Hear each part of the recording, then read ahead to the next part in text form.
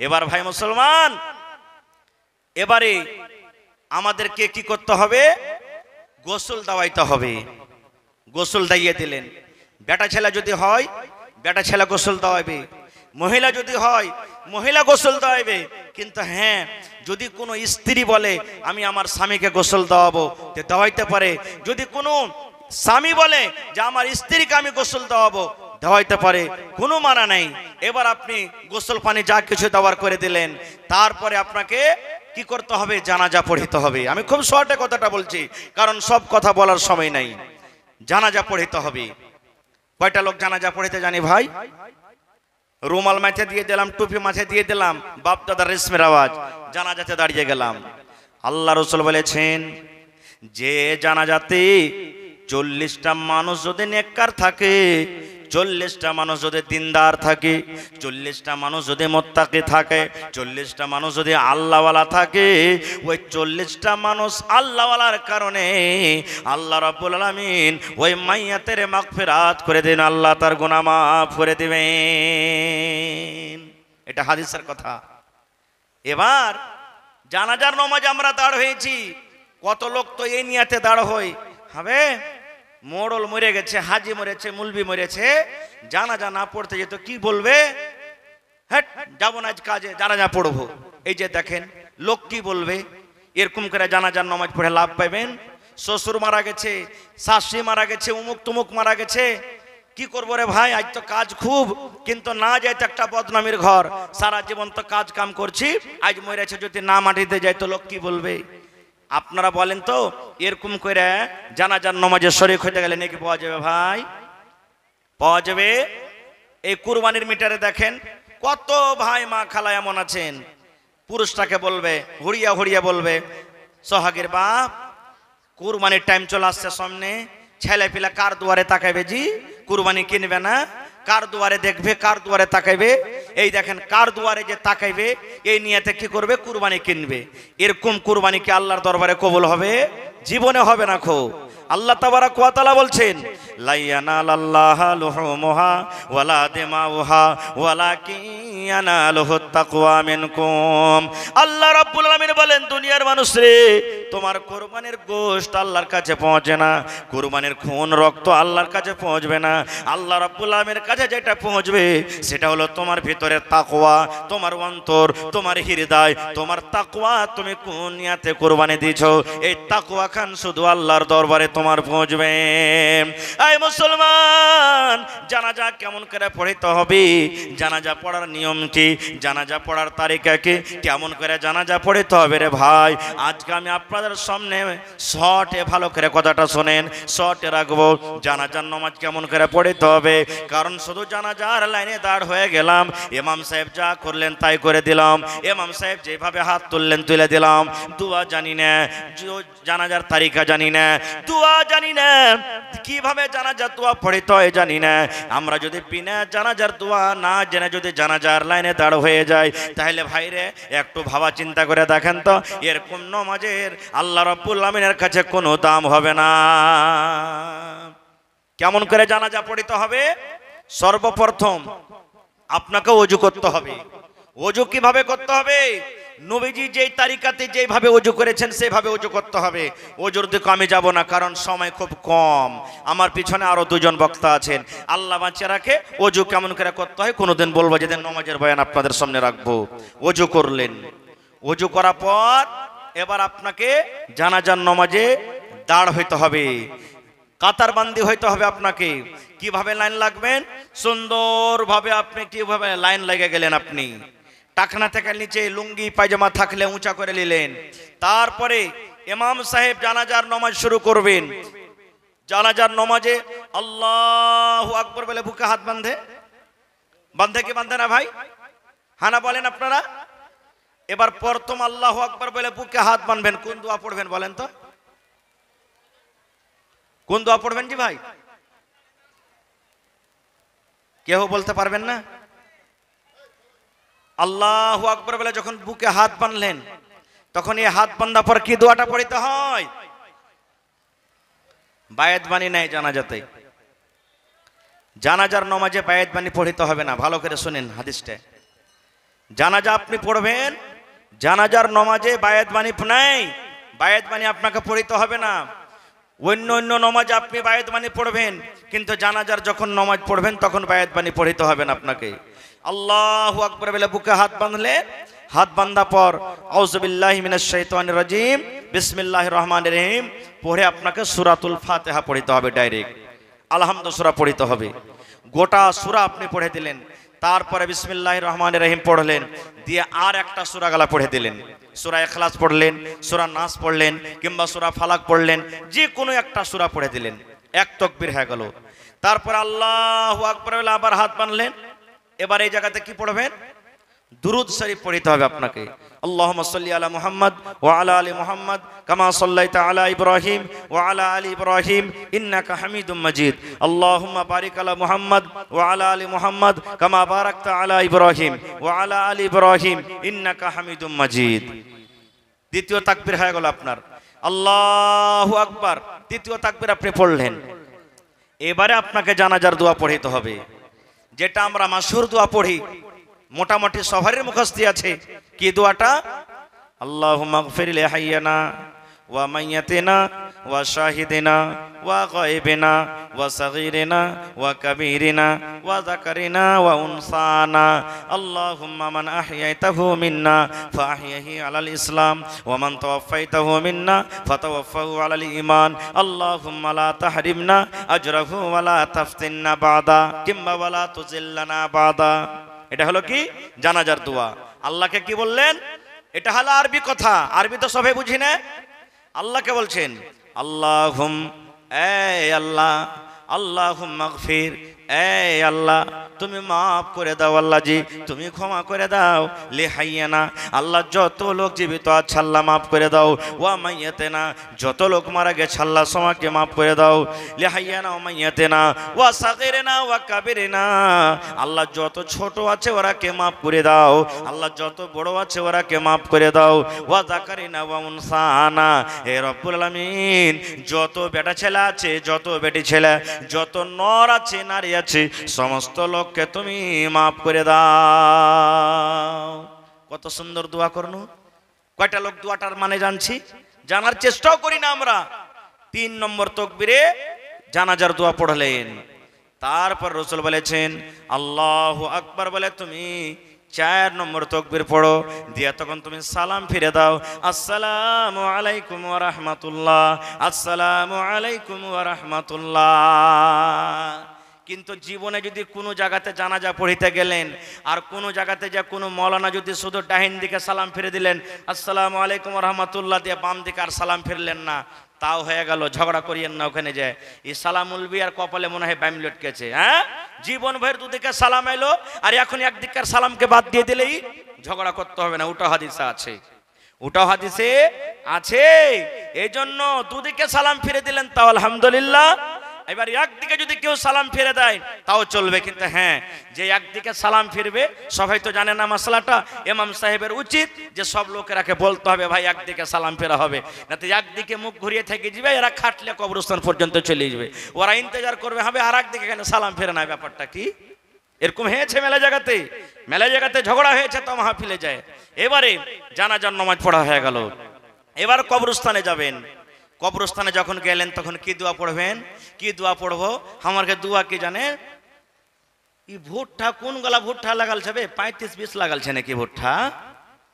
ওরে আল্লাহ, ইয়ার দেখে গরমা ধানের বীজটা কত মোটা মোটা হয়ে গেছে। হ্যাঁ, কোন খাদ দিয়েছে? এই দেখেন। আর একজন তখন বলছে আমি রাত 12টা দেশে খাদ ছিটেছে। এগুলা হলো আমার দোয়া। এরে মুসলমান, আল্লাহর নবী বলেছেন যাকে তুমি উদ্ধার করতে গেছো সারা জীবনের মতো তুমি যাকে বিদায় করতে গেছো আর তোমার জীবনে দেখা হবে না, সারা জীবনের মতো তাকে বিদায় করতে গেছো রে, তাকে তুমি উদ্ধার করতে গেছো। এই জন্য দুনিয়ার তুমি গল্প না করে তার বকশিসের জন্য তুমি দোয়া করো। আল্লাহুম্মা গফির লাহু ওয়ারহামহু ওয়াসাব্বিতহু আলাল ঈমান। আল্লাহুম্মা গফির লাহু ওয়ারহামহু ওয়াসাব্বিতহু আলাল ঈমান। আয় আল্লাহ, তার জীবনের গুনাহ মাফ করে দাও। আল্লাহ জীবনে জানা অজানা সাগীরা কাবীরা আল্লাহ যে জীবনে কোনো গুনাহ হয়ে থাকে তুমি মাফ করে দাও। ওয়ারহামহু আল্লাহ তারপরে তুমি রহম করো, আল্লাহ তারপরে তুমি দয়া করো, আল্লাহ তারপরে তুমি রহম করো এবং আল্লাহ ঈমানে রাখো।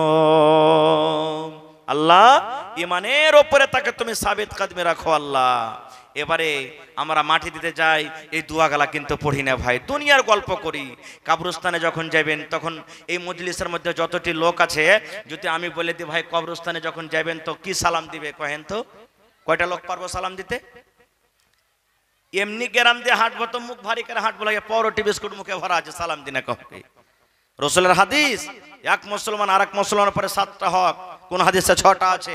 তার মধ্যে একটা হলো কি, ইজা লাকিতাহু ফাসাল্লিম আলাইহি, যখন কোন মুসলমানের সাথে দেখা হবে প্রথমে সালাম করো। সালাম দিন আমরা গুনাহ মনে করি। কোন ভাইকে যদি সালাম দেন তো হাসবে, হ্যাঁ হ্যাঁ করে কেবাটিন করে, এই সালাম কেনে দিলে আমাকে? সালামই বুঝে না কো ভাই। কবরস্থানে যাবেন সালাম দিতে হবে। আল্লাহ রাসূল বলেছেন ওখানে তোমার মা শুইতে আছেন, ওখানে তোমার আব্বা শুইতে আছেন, ওখানে তোমার গ্রামের লোক শুইতে আছেন, ওখানে তোমার গ্রামের আত্মীয়রা শুইতে আছেন। আল্লাহ রাসূল বলেছেন উম্মত রে, যখন তুমি কবরস্থানে যাইবা ওখানে গ্রাম আছে, ওখানে মাইয়াতে গ্রাম আছে, ওরাকে তুমি সালাম দাও, সালাম দাও, সালাম দাও। কারণ তুমি সালাম দিবে আর ওরা যে জবাব দিবে ওদের জবাব তুমি শুনতে পাবে না। কিন্তু নবী বলেছেন ওদেরকে তুমি সালাম দাও, ওরাকে তুমি সালাম দাও। আসসালামু আলাইকুম আহলা দিয়ারি মিনাল মুমিনিনা ওয়াল মুসলিমিন ওয়া ইন্না ইনশাআল্লাহু বিকুম লালাহিকুন নাসআলুল্লাহ লানা ওয়া লাকুমুল আফিয়া। এটা কবরস্থানে যখন যাবেন তখন দোয়াটা পড়বেন। কবরস্থানে যাওয়ার পরও আমাদের গল্প এটা লাগছে কি, যে ওই সুলেমান মারের কবে এটা রে, এটা লাগছে ওই আব্দুল্লাহর এটা ভাইয়ের কবর, এটা মানে সব কবর চিনাচিনি হবে। কিন্তু ভাইরে মুখ দিয়ে যে কথাটা বাহির করছেন ওর লাগে একটু মাগফিরাতের দোয়া তো করেন। হ্যাঁ, আল্লাহ নবীর জামাই হযরত উসমান রাদিয়াল্লাহু তাআলা আনহু, যে উসমানের নবীকে দুনিয়াতে নবীজি তার ব্যাপারে বলেছেন উসমান তুমি জান্নাতে যাবে, সেই উসমান যখন কবরকে দেখতেন, কবরকে দেখে এত কাঁদতেন চোখের পানিতে সমস্ত দাড়ি ভিজে যেত। সাহাবায়ে কেরাম বললেন, হ্যাঁ উসমান ব্যাপার কি? জাহান্নামের বয়ান হয় তখন তুমি জাহান্নামকে দেখে অত কান্দো না, যত কান্দন তুমি কবরকে দেখে কাঁদছো।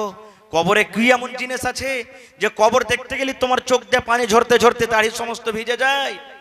এ আমার ভাইরা মায়েরা খালারা শুনেন, এবারে উসমান গানি কে বলছেন, হে আমার ভাইরা, হে আমার বন্ধুরা, হে আল্লাহ নবীর সাহাবীরা শুনো রে, আল্লাহ রাসূল বলেছেন মানুষের মতের পর, মানুষের মৃত্যুর পর, মানুষের মতের পর সর্বপ্রথম মানুষের মানজিল হবে, স্থান হবে কবর। কবরে মানুষকে প্রশ্ন করা হবে, কবরে মানুষকে 3খানা সওয়াল করা হবে। যেই কবরের পরীক্ষাতে পাস করে যাবে নবী বলেছেন কিয়ামতের সমস্ত জায়গাতে পাস করে যাবে। আর যারা কবরের পরীক্ষাতে ফেল করে যাবে নবী বলেছেন কিয়ামতের কোন জায়গাতে তারা পার করতে পারবে না।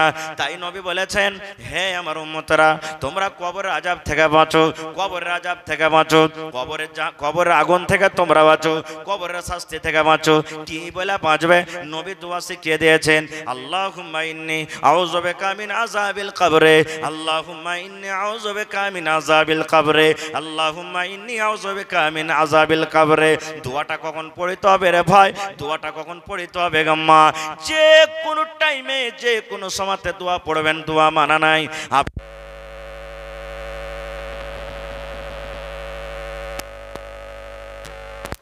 हेलो, थोड़ा आवाज बढ़ाइए भाई, आवाज काहे घटाते हैं? ओ आवाज बढ़ा के रखिए। আল্লাহ রাসূল বলেছেন দোয়া পড়ার কোনো টাইম নেই রে ভাই। আপনি জালসা শুনে বাড়িতে যাবেন, দোয়াটা মুখস্থ করলেন, আল্লাহুম্মা ইন্নী আউযু বিকা মিন আযাবিল কবরে। আপনি মার্কেট চলে যাবেন, হাল বাইতে চলে যাবেন, ঘাস কাটতে যাবেন, মোটরসাইকেল আপনি চড়ে যান, দোয়াটা পড়েন, দোয়াটা পড়েন। আপনি নামাজ যখন পড়বেন আপনি প্রথমে তাশাহুদ পড়লেন, তারপরে দুরূদ শরীফ পড়েন, তারপরে আল্লাহুম্মা ইন্নী যালামতু নাফসি পড়েন, তারপরে আপনাকে সালাম ফেরার আগে আগে দোয়াটা পড়তে হবে, আল্লাহুম্মা ইন্নী নাউযুবিকা মিন আযাবিল কবরে, আল্লাহ তুমি কবরের আযাব থেকে তুমি বাঁচিয়ে নিও আল্লাহ। যেদিন আমি মরে যাব, লোকজন যখন আমাকে কবরের ভিতরে আল্লাহ রেখে দেবে, সেদিন আল্লাহ কবরের আযাব থেকে তুমি আমাকে বাঁচিয়ে নিও। আর একটা এর পড়ার খাস টাইম আছে, ভালো করে শুনেলেন।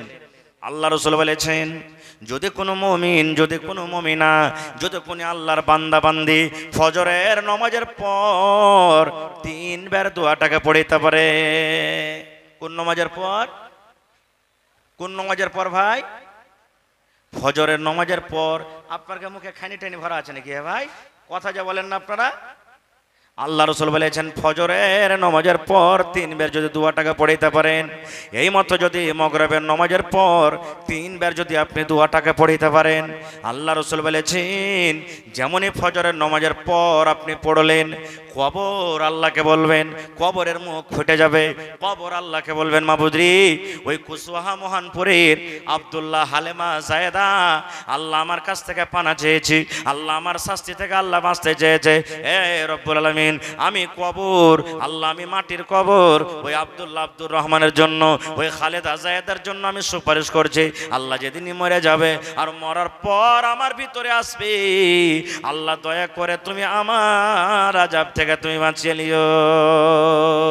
এই মতো মাগরিবের নামাজের পর যখন 3 বার আপনি পড়বেন, আবার কবর আল্লাহকে বলবেন, রব্বুল আলামিন তোমার অমুক বান্দা বান্দি আমার কাছ থেকে আল্লাহ বাঁচতে চেয়েছে, এ রব্বুল আলামিন মরার পর যেদিন আমার বুকের ভিতরে আসবে আল্লাহ, ওই দিন দয়া করে আল্লাহ তুমি আমার শাস্তি থেকে তুমি তাকে বাঁচিয়ে নিও। এটা খাস ফজিলত কখন? ফজরের নামাজের পর আর মাগরিবের নামাজের পর যদি কেউ 3 বার করে পড়িতে পারে, তাহলে যদি আরবিতে বলতে না পারেন দোয়াটা, আল্লাহুম্মা নাউযুবিকা মিন আযাবিল কবরে যদি বলতে না পারেন, তো এই কথাটা বাংলা ভাষাতে বললেন আপনি, আল্লাহ জি কবরের আযাব থেকে তুমি বাঁচিয়ে নিও, আল্লাহ কবরের আযাব থেকে বাঁচিয়ে নিও, আল্লাহ কবরের আযাব থেকে তুমি বাঁচিয়ে নিও। এতখানি বলেন তাও যথেষ্ট। আরবিটা না পারেন এতখানি বলে দিলেন তাও যথেষ্ট। এবারে মাইয়াতকে কবরস্থানে নিয়ে গেলেন, দোয়া পড়ে দিলেন আপনি কবরস্থানে যাওয়ার। এবার আপনি মাইয়াতকে রাখবেন, কবরের ভিতরে রাখবেন। কি দোয়া পড়বেন ভাই বলেন সামনে থেকে? কবরে মাইয়াতকে রাখার দোয়া কি? জি, বিসমিল্লাহি ওয়া আলা মিল্লাতি রাসূলিল্লাহি সাল্লাল্লাহু আলাইহি ওয়াসাল্লাম। শেষ বিদায় দোয়া। এরপর আর দেখা হবে না, এরপর আর দেখা হবে না। দেখা যদি হয় কিয়ামতের দিন হবে, আর দেখা হবে না রে, আর দেখা হবে না। এই বন্ধু, সেই দিন মা কাম দেবে না, বেটা কাম দেবে না, বেটি কাম দেবে না, ছেলে মেয়ে দুনিয়ার কেউ কাম দেবে না। এই দোয়াটা পড়া পর এই কথাটা বলবেন, কাহা আহবাব নে দফন কে ওয়াক্ত अब हम वहाँ का हाल क्या जाने, लिहाज तक आपकी ताज़ीम कर दी, आगे आपके अमाल जाने। कहा अहबाब ने दफन के वक्त अब हम वहाँ का हाल क्या जाने, कब्र तक आपकी ताज़ीम कर दी, आगे आपके अमाल जाने। आहा, কবরে রেখে দিলেন। এই সময়তে একটা ভাইয়েরা দোয়া পড়েন, আপনার এলাকাতে আছে না নাই? যখন মাইয়াতটাকে তুলে দোয়া পড়ো যে আছে, এটা আছে, দোয়া পড়ো যে, এই দোয়া পড়ো যে এলান করতে হবে না। খুব যারা যারা দেখলে আঞ্জর পাঞ্জরে আছে, যারা দেখলে ওরা নিজের মনে পড়বে, দোয়া পড়াও যে এটা বলতে হবে না। খুব তাকে রেখে দিলেন, এবার তাকে মাটি দিতে হবে। মাটি দেওয়া দোয়া কি জি ভাই? মাটি দেওয়া দোয়া কি এবং মাটি দেওয়ার তারিকাটা কি আপনার এলাকাতে আছে কি নাই? যেমনি মাইয়াতটাকে জানাজা পড়া হইল, তেমনি মাটি দিবার লাগা মানুষ এত পাগল হয়ে থাকে যে কবরের পাঞ্জরে গোল হয়ে খাড়িয়ে যায়। আর যেমনি মাটি দেওয়া চালু করে ধাক্কাম ধুক্কি মনে হয় ওলিমা কুড়াইতে শুরু করে দেয়। আগতে বিয়া শাদী হয়তো আপনার দিকে সুরুজ মজলিস লাগতো, সুরুজ মজলিস লাগতো না? মানুষ যখন বেশি তখন মোড়ল রাখি করত, চকলেট কেনে করে ছিটিয়ে দিত, যা কুড়াগা তোর মনে ওতে লুলু পুতুকেরা মানুষ কুড়াইতো। লাগছে ওই খরিয়াত লিতে গেছে, ওখানে মাটি দিতে যায়নি। এরকম আছে, ভিড় লাগে কবরস্থানে যায়। আমি আগে দেবো, আমি আগে দেবো, আমি আগে দেবো, এরকম ভিড় লাগে না রে ভাই না। কেন করবেন এরকম ভাই? নেকি নিতে গেছেন না আপনি জি। আল্লাহ রসুল বলেছেন যারা মাটি দিলে, যারা প্রথমে জানাজা পড়লে তারা 1 কিরাত নেকি পেলে, আর যারা মাটি দিলে ওরা 1 কিরাত পাইলে। যে মাটিও দিলে জানাজাও পড়লে 2 কিরাত নেকি পাইলে। আর 2 কিরাত হলো মিসলে 2 উহুদ পাহাড় বলা হয়েছে। 2 উহুদ পাহাড়ের সমান নেকি পেয়ে নিলেন আপনি, সুবহানাল্লাহ। তো ওই জায়গাতে যদি লুলুপুতি করেন আপনি পাইবেন? জীবনে পাইবেন না আপনি। মাটি দিবেন কেন করে? মাটি দেওয়া দোয়া নাই, যেটা একটা দোয়া মানুষেরা পড়ে, এটা সহিহ হাদিস থেকে নাই প্রমাণিত। মাটি দেওয়া দোয়া হলো শুধু বিসমিল্লাহ, বিসমিল্লাহ বলে আপনি 3 খাবল মাটি দিয়ে দেন।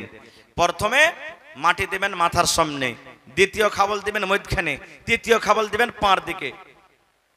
ধরেন কবর এটা মাইয়াত সীতা আছে, প্রথমে মাথার দিকে 1 খাবল দিয়ে দিলেন, ফের হাঁটতে হাঁটতে আর 1 খাবল দিয়ে দিলেন, ফের হাঁটতে হাঁটতে পায়ের দিকে 1 খাবল দিয়ে দিলেন।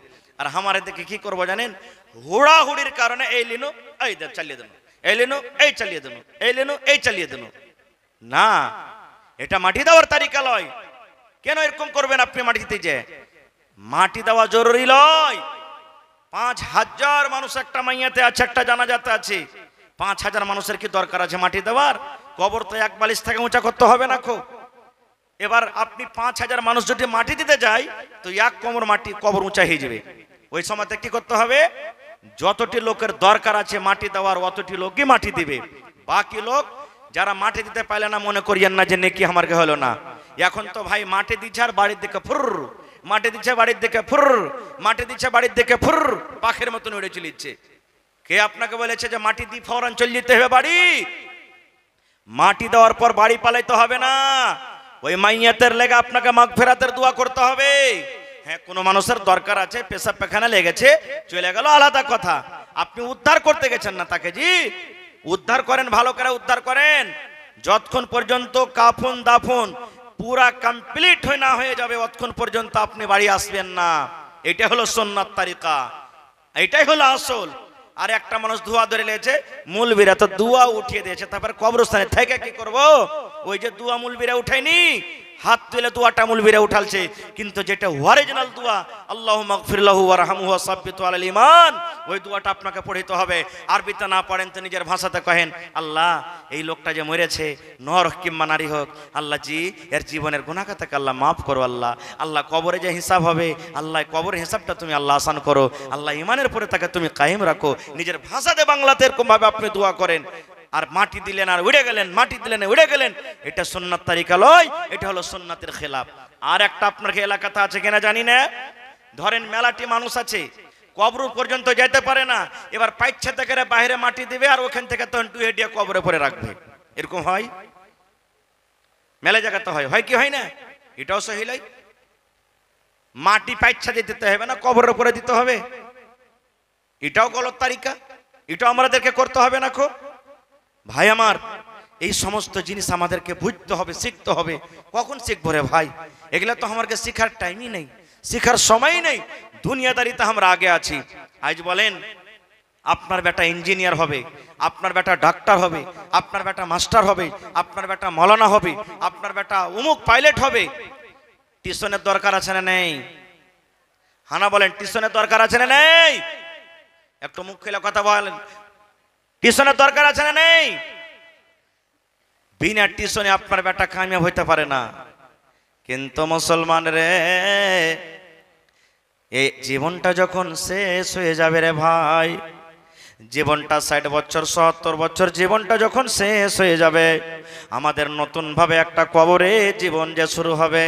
ওই কবরের জীবনটার জন্য, কবরের জন্য কয়টা ছেলে মেয়েকে আমরা টিউশন দিই? টিউশন কি আমরা দিই? জীবনে আমরা টিউশন দিই না ভাই। ভাইরি হযরত আবু হুরায়রা রাদিয়াল্লাহু তাআলা আনহু, আল্লাহর একজন, আল্লাহ নবীর একজন সাহাবী, খুব নেককার সাহাবী, ওর সমান হাদিস কেউ মুখস্থ করতে পারেনি।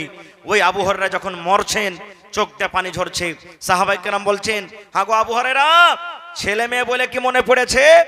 ছেলে মেয়ে বলে কি মনে পড়েছে যে তোমার চোখ দিয়ে পানি ঝরছে? হযরত আবু হুরায়রা রাদিয়াল্লাহু তাআলা আনহু বললেন, ও আল্লাহ নবীর সাহাবীরা, আমি মরে যাব, আমার মত হয়ে যাবে রে। আমার মত বলে কোনো ডর নাই, মত বলে কোনো ভয় নাই, ছেলে মেয়ে বলে আমার মনে আসেনি, এই জন্য আমি কান্দি রে ভাই। আমার কাছে নিয়ে কি অল্প, আমার কাছে নিয়ে কি কম, আর আমার সাফার হলো লম্বা। আমি কিয়ামতের এত লম্বা সাফার কেমন করে কাটবো?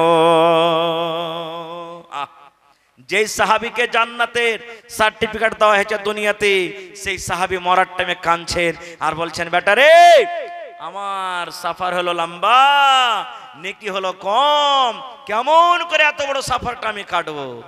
আর আমি আপনি তো রাত দিন গুনাতে ডুবে আছি। আমাকে আপনাকে কি করা দরকার? মা মরে গেছে, বাপ মরে গেছে, কোনোদিন জিয়ারত করতে গেছি না।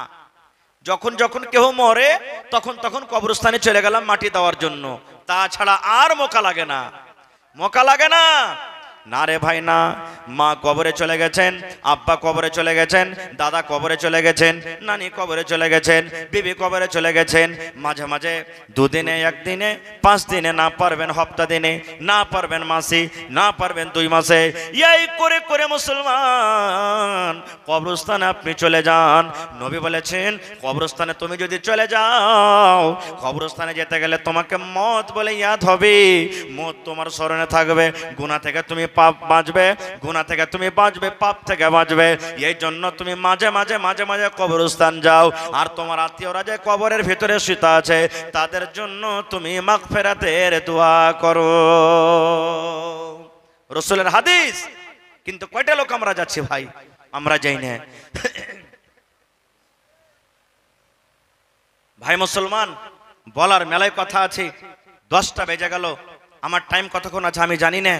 এবার আরো একটা কথা থাকলো এখানে, কবরে রাখা পর এবার কবরে তার সাথে কি হবে, কি সওয়াল করা হবে, কিভাবে জবাবটা দিবে, জবাব না দিতে পারলে তার ব্যাপারে কি হবে তার সাথে, এটাও কিন্তু একটা খুব বড় পয়েন্ট আর খুব বড় কথা।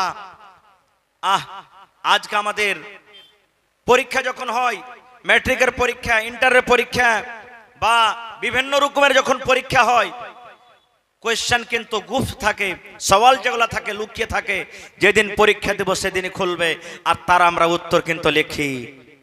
কিন্তু মুসলমান 1400 বছর আগে কবরে 3টা সওয়াল হবে, ওই 3টা সওয়াল 1400 বছর আগে আউট হয়ে গেছে, সওয়ালও আউট, জবাব আউট হয়ে গেছে। কয়টা লোক জানি সওয়াল 3টে, আর কয়টা লোক জানি যে জবাব কি হবে? কয়টা লোক জানি? জানি না আমরা। ভাইরে, আল্লাহ বাঁচে রাখে, ইনশাআল্লাহ আবার এই বিষয়তে কোনোদিন আলোচনা করব। তবে আমার পিছনে আরো 2 জন বক্তা আছে ভাই। তবে আমি আপনাদেরকে এতক্ষণ দিলাম, এবং আল্লাহ তাবারাক ওয়া তাআলার ইবাদতের জন্য ঈদগাহের এটা জালসা নাকি? ঈদগাহের জালসা না, ঈদগাহের জালসা। ঈদগাহ আমাদেরকে বানাইতে হবে। আল্লাহর নবীর জামানা তো ঈদগাহ ছিল, আর আল্লাহ নবীর জামানাতে যেখানে পুরুষরা নামাজ পড়তে গেছেন, ওখানে মহিলারাও নামাজ পড়তে গেছেন। আপনাদের এলাকাতে আছে এরকম না নেই? না মা খালারা মসজিদে নামাজ পড়ে? কোথায় পড়েছেন ভাই? ঈদগাহতে। আলহামদুলিল্লাহ, এটা খুব খুশির কথা। এই ব্যবস্থা খুব কম সব জায়গাতে, মানে 100টার মধ্যে 1টা 2টাই পাওয়া যাবে, 100টার মধ্যে 1টা 2টাই পাওয়া যাবে। আল্লাহর নবীর জামানাতে ঈদগাহের ময়দানে মহিলারাও নামাজ পড়তে গেছিলেন। এবার ঈদগাহের মাঠে ওয়াজ হয় কি হয় না? খুতবা নামাজের আগে না পরে? কথা বলেন না জি ভাই? কেউ কইছে আগে, নামাজের পরে হয়। খুতবাতে জুমার দিনে নামাজের আগে হয়, আর ঈদের দিনে পরে। এবার নবীর জামানা থেকে মাইক ছিল ভাই, মহিলারা পিছন দিকে আর পুরুষের কাতার আগা দিকে। নবীজি খুতবা শুরু করলেন, আওয়াজ কিন্তু যাই না। নবীজি বেলালকে বলছেন, বেলাল চলো মহিলাদের কাছে। মহিলাদের পিন্ডালে চলে গেলেন, লাইনে চলে গেলেন। এবার নবীজি ঈদগাহের মাঠে ওয়াজ শুরু করে দিলেন, কি? ইয়া মাশারান নিসাই তাসাদ্দাকনা ফাইন্নী উরিতুকুন্না আকসারা আহলিন নার। আল্লাহর নবী ওয়াজ শুরু করে দিলেন, ও মহিলার দলেরা, তাসাদদাকনা, তোমরা দান করো, তোমরা সাদকা করো। কেননা আমি নবী, জাহান্নাম আমাকে দেখা হয়েছে, আমি জাহান্নাম ঘুরে ঘুরে দেখেছি, আমি জাহান্নামের ভিতরে নজর করলাম, ওই জাহান্নামের ভিতরে শুধু মহিলা আর মহিলা, জাহান্নামের ভিতরে শুধু নারী আর নারী। এই জন্য মহিলারে তোমরা দান করো, সাদকা করো। দান সাদকা করতে গেলে আল্লাহ রাব্বুল আমিন তোমাদেরকে জাহান্নামের আগুন থেকে বাঁচিয়ে নেবেন। এই কথাটা যখন বলা, মহিলাদের মধ্যে একজন মহিলা প্রশ্ন করে দিলেন, ওয়াবে মা ইয়া রাসূলুল্লাহ, আল্লাহর নবী গো, মহিলারা কোন এমন গুনাহ করে, কোন এমন পাপ করে যে পাপের কারণে জাহান্নামের আগুনে দেখেছেন? নবী বললেন, মহিলারে, তোমাদের দ্বারাতে মাত্র দুটা গুনাহ হয়ে যায়, পাপ হয়ে যায়। সে পাপের কারণে আমি তোমাদেরকে জাহান্নামের আগুনে দেখলাম। এক নম্বর গুনাহ হলো তুকসুরুনাল্লাহ আনা, তোমরা বেশি বেশি করে লান তান করো। আর দুই নম্বর গুনাহ হলো তাকফুরনালাশির, নিজের স্বামীর মালের তোরা নাশকরি করো।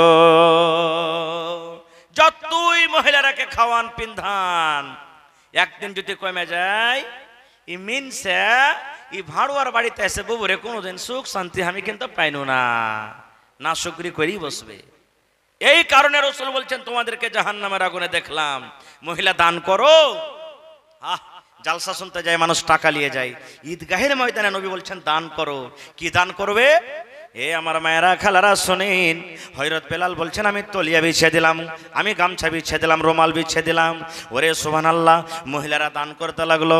যার কাছে টাকা ছিল টাকা দিয়ে দিলেন, যার কাছে টাকা নাই কেউ কানের খুলে দিয়ে দিলেন, কেউ গলার হার খুলে দিয়ে দিলেন, কেউ নাকমণি খুলে দিয়ে দিলেন, কেউ কানের বালি খুলে দিয়ে দিলেন, কে আংটি খুলে দিয়ে দিলেন, কে গলার হার দিয়ে দিলেন, কে পার পায়াল দিয়ে দিলেন।